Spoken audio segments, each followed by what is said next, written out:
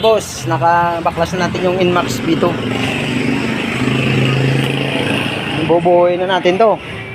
Kaso nga lang, hindi pa naman buo. Bubuuin pa lang.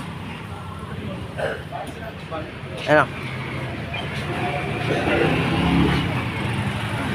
Yan. Oh. Ito papagawa natin to. Disalign to, disalign.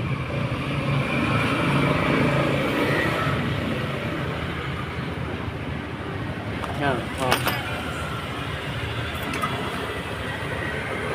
Guys, magpapa-overhaul ng Inmax dyan. Dito na kay Tuto. Oh. Yan. Magbibideo na lang tayo ulit mamaya pag nabuo na. Katay na. Oh, katay na. Sir. Balakad-lakad ka na lang, sir, ah. No. Upat. Binibideo ko to para ano sa mayari, explain.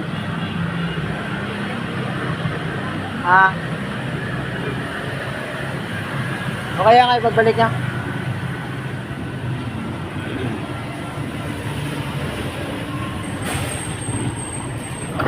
Ano na yun?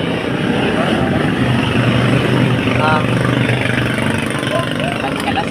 Oo.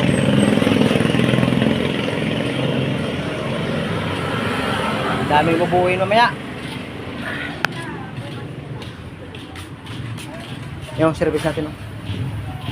Service ng mga mahinang nilalang lang. May battery ba dito? Oh. Anong battery dito? Yan. Naka-inbox din tayo mga boss.